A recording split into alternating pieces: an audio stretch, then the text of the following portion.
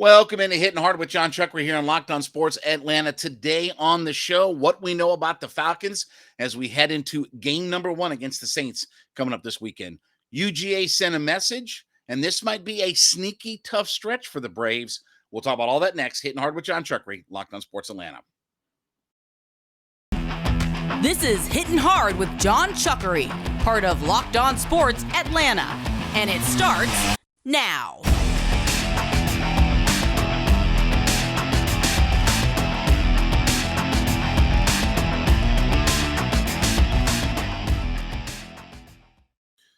We welcome into this Tuesday edition of Hittin Hard with Jon Chuckery here on Locked On Sports Atlanta. Hope everybody had a great Labor Day weekend as we get back at it. Game week for the Atlanta Falcons. Head to youtube.com, put Locked On Sports Atlanta in your search browser, hit that subscribe button, leave us a comment.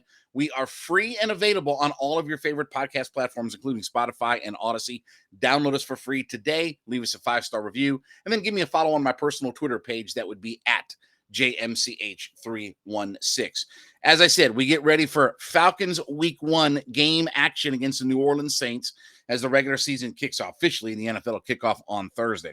So what do we know about the Falcons going into this game, right? Where do we kind of stand? What are some of the storylines and things like that? We'll break the game down itself a little bit later in the week, but just some of the news and notes that go around right now. So first off, the center position.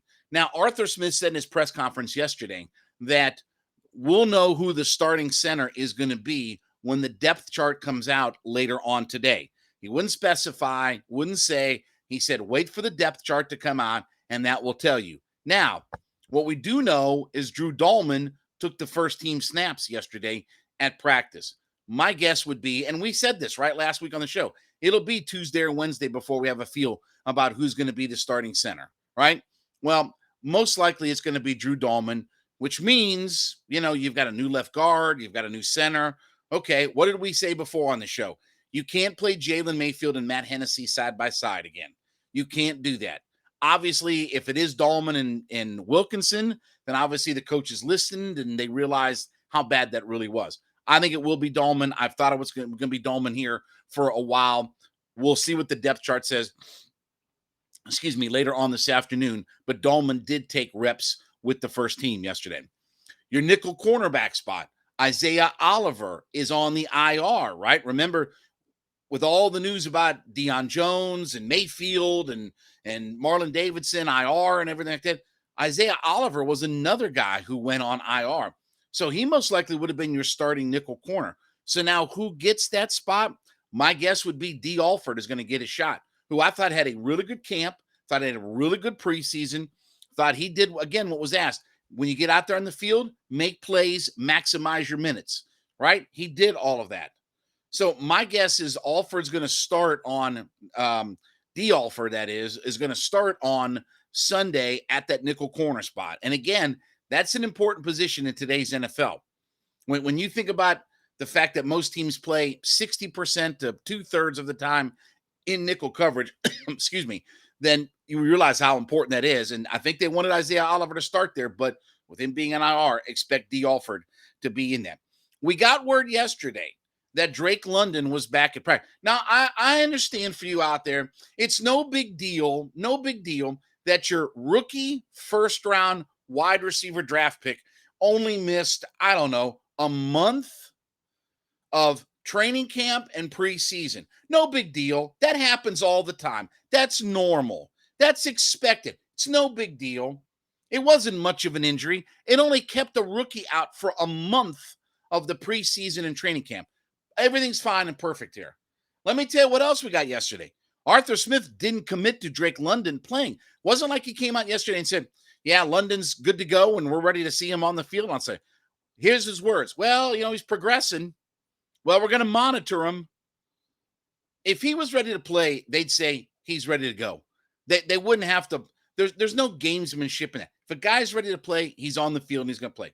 Do I think he's going to play? Probably. They'll do what they have to do. Shoot his knee up. They'll do whatever to get him to play.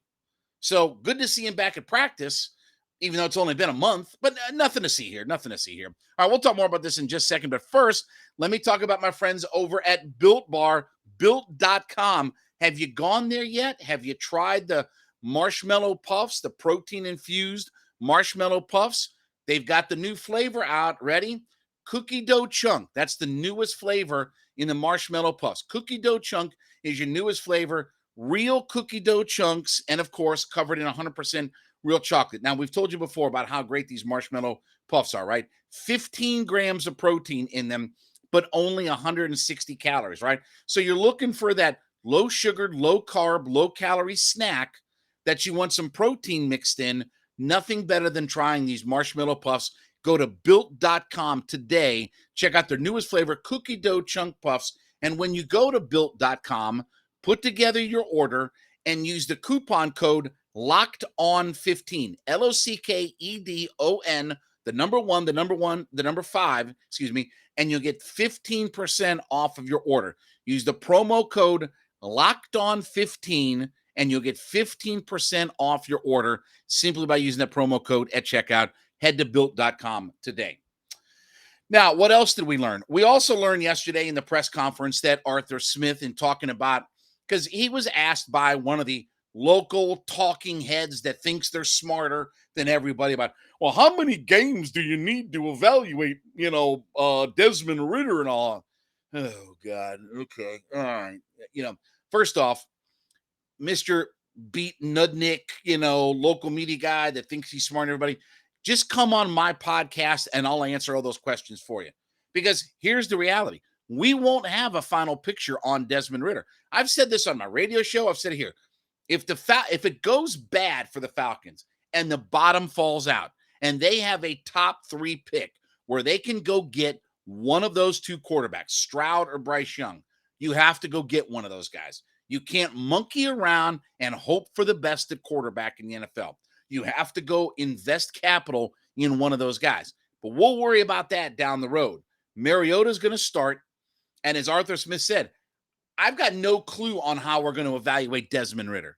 We're going to evaluate Marcus Mariota because we need him to be better. If we're going to play well, we need him to be better. So again, I understand the talking pundits and the people that make your head want to explode. And I'll talk about this with the Georgia thing coming up here in a little bit about another pundit who just made my head explode over the weekend. They need to figure out what Marcus Mariota is or is not out of all of it.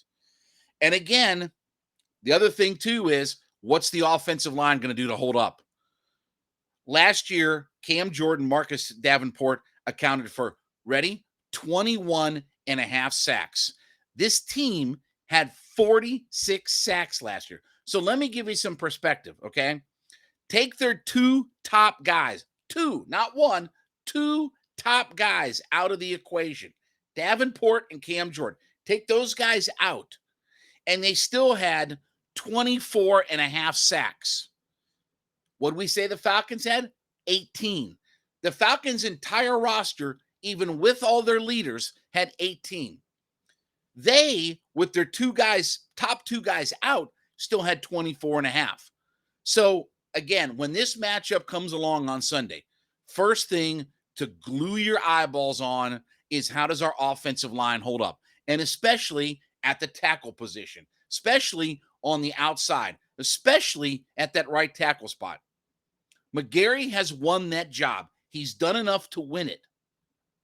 Let's see now if he's done enough to keep it. Because if things start to go bad, I don't think they're going to monkey around with right tackle this year. They will make a change out there. So that's the first thing as we head toward the end of the week and we start to preview this game. That is all. I don't care about pass and run. Tell me what our line of scrimmage does to slow them down in the game. Now, again, I said we'll break this down a little bit later on in the week. But when we get back, UGA sent a message. We'll talk about that next. Hitting Hard with Jon Chuckery, Locked On Sports Atlanta.